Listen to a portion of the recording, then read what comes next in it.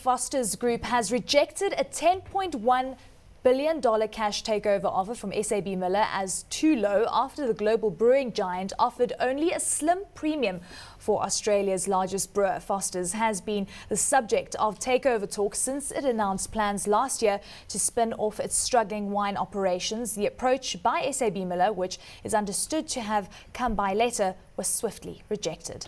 We've got a market cap 398 billion, price earnings 22.2 and dividend yield 2.3. Chris, let's come to you first. Being described as a cheeky offer by some, as unsolicited. I suppose that's because the letter came in. What I'm curious is, what do they want with Foster's?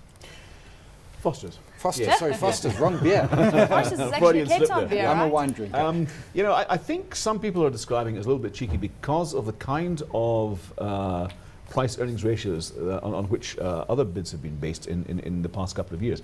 For example, if we take Foster's main rival in Australia, Kirin, the old Lion Nathan, when they bought out the last rump of Lion Nathan a year or two ago, they paid about 13 times PE. This is valued at about 11.5, 11.8 or thereabouts. So some people see it as being a little bit low. When Heineken bought out FEMSA last year and beat SABMiller to the punch, by the way, they paid about 13 times PE.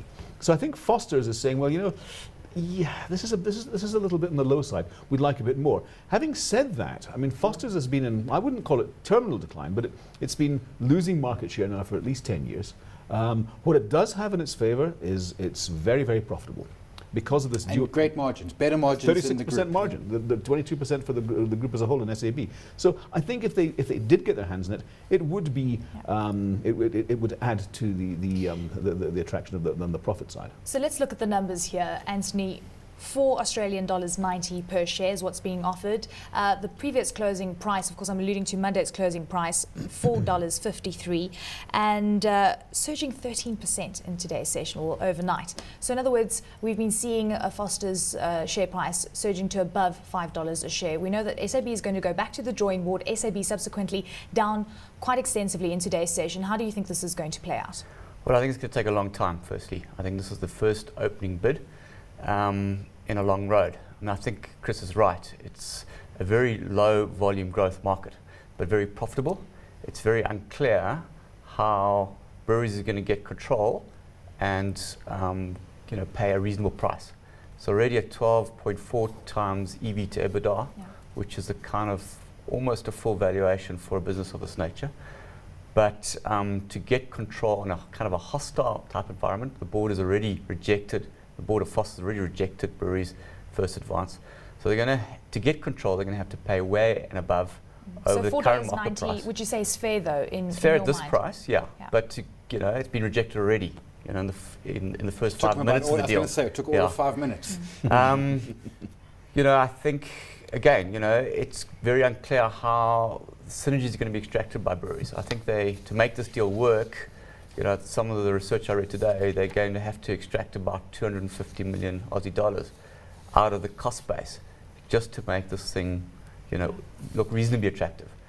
The other kind of comment I read was that, breweries management are kind of aging deal junkies, and this is the last kind of piece of the jigsaw puzzle in terms of kind of a global rollout of their acquisition or growth by acquisition strategy.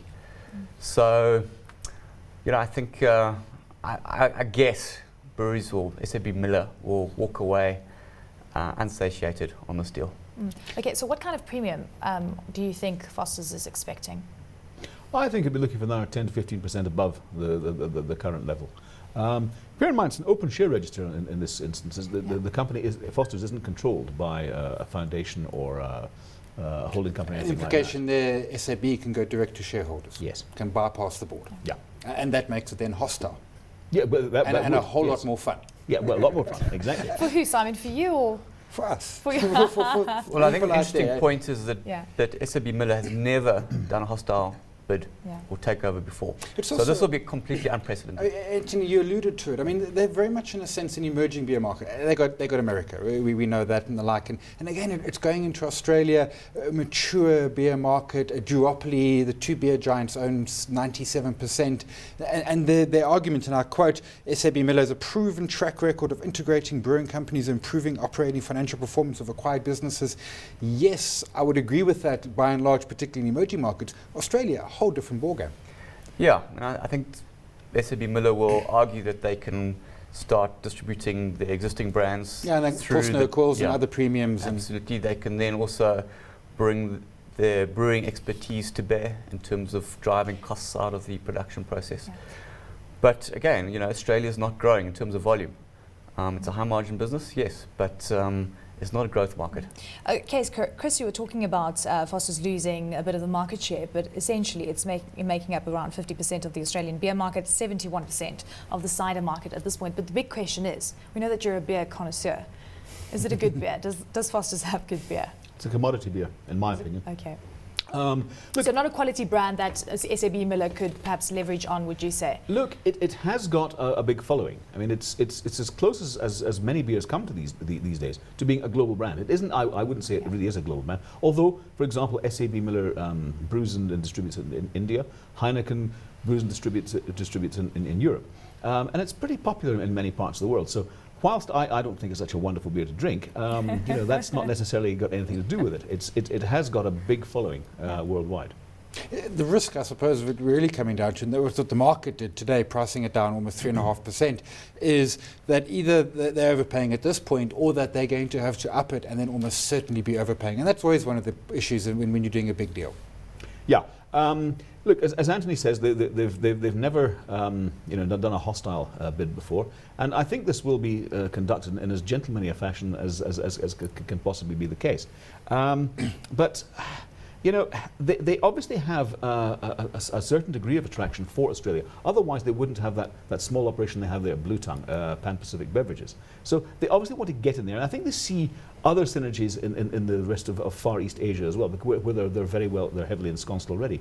So, I find it difficult to fault Graham Mackay and his gang of aging M&A junkies. They've largely got it right in the past. I mean, even Miller. Even Miller, which I was deeply sceptical about. They at the bought it time. at a very, very good PE, a very low PE, much lower than this thing. And they eventually, via their JV with Miller Coors, got it right. So, they do take a long-term view of things. So apart from some of the negative aspects that you gentlemen have mentioned, we also could see a bit of hesitation coming through and reticence from the regulators in Australia. That said, Anthony, crunch time, hot or not, SAB on the back of a potential deal, again, I mentioned that SAB did come under pressure in the previous session. Yeah, provided SAB doesn't overpay for Foster's, then I think it's a good quality pension fund type stock. The real kicker will come on when they can grow margins in China. I mean, that's really, the investment case rests on the ability to deliver margin growth in China, which is, with their Snow Breweries or Snow brand, which is the second biggest in China, which is phenomenal in terms So of in other words, volume. you're saying SABMiller hot at this point in time based on what we could see potentially out of China going forward, and not so much because of this deal? Look, the valuations are not compelling. It's not a dripping roast, but it's a solid stock that's got massive growth potential 5, 10, 15 years out. Okay. Chris? Yeah, look, 23, 24 PE, it's not cheap, that's for sure. Yeah. But look, I followed this company for the best part of 30 years. I love it. And I could hardly ever say it's anything else but hot. Despite the fact that potentially it could get burnt in Australia? Look, they walked away from FEMSA last year, and they're not going to overpay. That I think you could... They are good at walking away. Yeah. You've got to give them credit to that. Yeah. Okay. Mr. Brown, hot or not? A completely boring, dull, overpriced stock that you've got to have in your portfolio. It's a pension stock. Yeah, this is not Do something you you consume its products? I'm a wine man. I do occasionally. Pilsner Cool, but I'm a wine man. Construction group Stefanutti Stocks will acquire Sycad Pipelines and its property companies for 306 million rand. The group expects the pipeline construction market to be a growth sector in the South African economy. Stocks market cap 2.4 billion, price earnings 6.7, dividend yield 3.5. Let's come to you first, Anthony. Price been under pressure since the announcement was made, I think before market open yesterday, but yesterday and today down when the rest of the market was showing us a little bit of green. I suppose we should have been expecting something. They're sitting on a giant pile of cash. They have opportunities out there.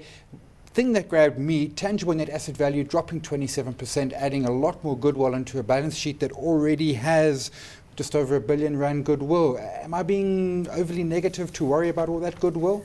I think you should be. I think that goodwill has to be written off in the future. That's the point. At some stage, it's got to leave. And I think possibly the risk is that they've overpaid for this business. It's got a 500 million rand pipeline, and it made 50 million rand operating profit last year. So if they did similar types of kind of turnover last year to the pipeline this year, then operating margins of 10%. It's just hard to believe a pipe business can generate those types of margins. So one would expect, reading through the numbers, that last year's turnover would have been much higher than the pipeline. So the pipeline looks like it's slightly thin. Excuse the pun, all this talk of pipeline. It's a pipeline business that really is quite a hot sector. I think government is going to have to spend a lot of money on water treatment, infrastructure, sewage, etc. that kind of stuff. Also, they service the gas and petrochemicals industry is also kind of a hot sector. So I can understand the rationale. Whether they've overpaid for it or not, time will tell. Well, I posed that question to Mark Ingham from Ingham Analytics a little earlier in the trading day, and he said, yes, perhaps there is quite a big goodwill charge and elements within this price, but he did say that most of these companies do not grow on trees, and of course they're hard to come by. It's not every day that we can come across a company that can acquire a strong business that does have some contracts in place. Would you agree with that? Do you also think that perhaps too much goodwill being placed in that price? Yeah, look, I think Mark makes the right point. I mean, it's like everything these days. Trying to get a decent acquisition at the right price is very, very difficult indeed. If you look at the spread of Stefanutti's businesses, I mean, it's well diversified, and I think this is just another nice string to its bow. Stefanutti's I wouldn't say it's a darling of the construction sector, but a lot of institutions hold this one. They like it. It's one of the smaller ones, but I think it's got certain attractions to it. Do you think it's a sign of the times as well, Anthony, where we're seeing vertical integration coming to the fore with a lot of these companies going onto the acquisition path, diversifying further? I think the sign of the times is that there's a lot of stressed sellers in these smaller construction companies. I think there's been delays in contracts. There's been all sorts of issues around awarding of new tenders. So I think that really the larger companies are right to be looking for acquisitions to consolidate some of the stressed sellers, and I think position themselves for kind of uptick in construction spend when it comes. And it puts them very much into that infrastructure spend. Stefanutti's fairly well into Africa, 6 or 7, 8 different countries, and they're there. They're not a Johnny-come-lately. They're doing work there. 22% of their revenue in the last financial year came from beyond the borders of South Africa. And the piping business is going to be almost a plug-and-play to a degree in that space. Yeah, I mean, I think in the commentary they said that they have worked with the management team of SACAD, and they, found that the strategic fit was good, which kind of implies that they like the management, they like what they do, they like the kind of the value offering, and it should be quite easy to integrate as a result. Okay, so Simon, I know you like the stock. Okay, so I know that you think that this deal is hot. What about the funding? We've spoken about this, 1.1 billion rand on their books. They've got the cash, so they can afford it. Yeah. That doesn't bother me. As Anthony said, goodwill has to be written down. That's something which is down the road, which is worrying me. But right now, I like Stocks. I still like them. Mr. Gilmour. Fundamentally, I like the business. I think it's a good company. It's been around a surprisingly long time. But I can't get enthusiastic about the construction sector at this point in time. I know if you look at the economic stats that came out today, gross fixed capital formation was actually showing signs of improvement. But nevertheless, I think it's going to be a very long haul. And, 6.5 PE, it does look awfully cheap. Yeah. But I think it could be cheap for a while yet. Well, it's interesting. Well, the CEO, Willie Myburg, was telling me earlier this week that 12 to 18 months, that's still when we're going to see a bit of pressure coming through in the construction industry, and the construction sector hasn't actually reached a bottom just yet. Bad news for Mr. Simon Brown, but your sense on Stefanutti, is it hot at this level at this point? Listen, they did just under 7 billion rands of turnover last year. That's to Feb 28. The order book is about 8 billion. So expect, reasonable growth. It's order book for the next 12 months. Again, I think I'm fairly ambivalent about this particular stock. I would call it a lukewarm. There are better, kind of money-making ideas within the construction sector that I would play.